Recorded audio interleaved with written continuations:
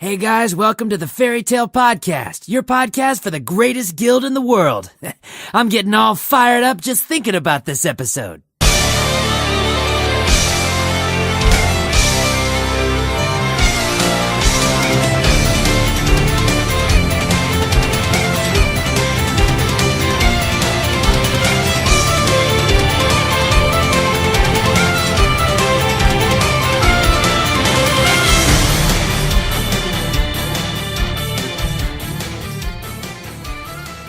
Hey guys, Natsu here, and you know what time it is. It's time for another manga review.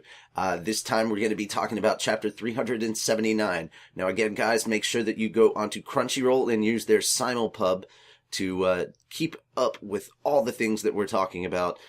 And yeah, let's get into it. Alright, so we're going to talk about chapter 379 now. It was a good chapter. I felt that the Windy chapter previously was actually a better chapter, but this one had some really, really good moments. It was definitely kind of a Natsu Lucy happy kind of moment, because they're still fighting with Franmoth. Things aren't going so well for them, and he's starting to try to suck out their souls, and then Lucy force closes the gates for Taurus and Aries, and so they kind of pop out from Franmoth's body, and I think this is one of those times when Lucy's brilliance really shines. I think she's at her best intellectually when she's trying to basically be devious. She shouts Natsu forced closure, like Natsu's actually one of her spirits. This confuses Franmoth, who thinks, oh my god, he's a celestial spirit, let's go. This gives Natsu an opening to just run in and beat the crap out of him. This was brilliant planning on the part of Lucy. I don't care how stupid or childish it may have seemed at the time. I thought this was a brilliant choice. I can't say enough about it.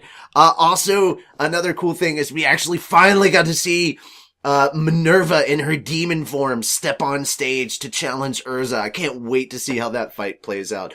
And let's face it, Fairy Tail fans, you've been wanting to see a rematch with Urza and Minerva, round 3, as it were, for a while now. So I'm not exactly sure if Second Origin is going to be Urza's saving grace this time around, but she definitely has some allies. Looking forward to seeing how the Mira Jane, I can't remember the demon's name that she's fighting, but I can't wait to see how that fight goes.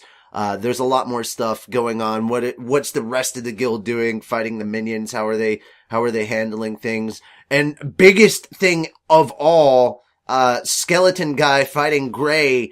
That needs to hurry up and end so that Gray and Silver can see each other and we can find out what the heck that's all about. Those are my big topics. But let's go back to this manga. I love that the way that they beat Franmoth is that Natsu just picks up this giant, huge, monstrous chunk of rock and just slams it on him in kind of like a Looney Tunes styled fashion. Just slams it on Franmoth, and that's how they beat Franmoth. And I'm like, seems legit. Yeah.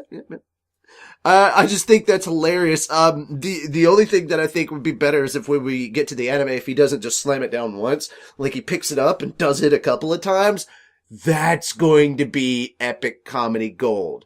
Do that. Make sure, you hear me, animators? Do that. It'd be funny. One of the cool things is at the end when they've beaten Franmoth is all the souls are getting released. And it's really, really cool. It's, Hades or Purihito, however you want to call it. Purihito. I don't know how they pronounce it in Japanese. I know they don't say Purihito. But, he appears behind them and says, to tell Makarov to bring out the light, and as it were. And, the true face of Tartarus hasn't been revealed, which is alluding, like, there's much darker stuff going on. Like, we've already seen Zareth. We're like, okay, we know there's something we know End is something to do with this. So what's going on with End? And how much darker does Tartarus get? But, he said, that face wasn't really the true goal of Tartarus. So what is the true goal of Tartarus and stuff like that? Oh man. I feel like this arc started off kind of slow and sluggish, but it's starting to pick up steam as it goes on, because it's getting more and more intense and interesting. And it's not just the action aspects either. It's kind of some of the what if questions down the line that we've got. When you're sitting around with your friends going, oh my God, what could this be about? What could that be about? That's when I think you've got good quality story. So I really, even though I don't think this was as good as the previous chapter, I do think this was a very good chapter. I'd like to know what you guys think, of course, in the comments below. And don't forget to click on however many stars you think this review is worth.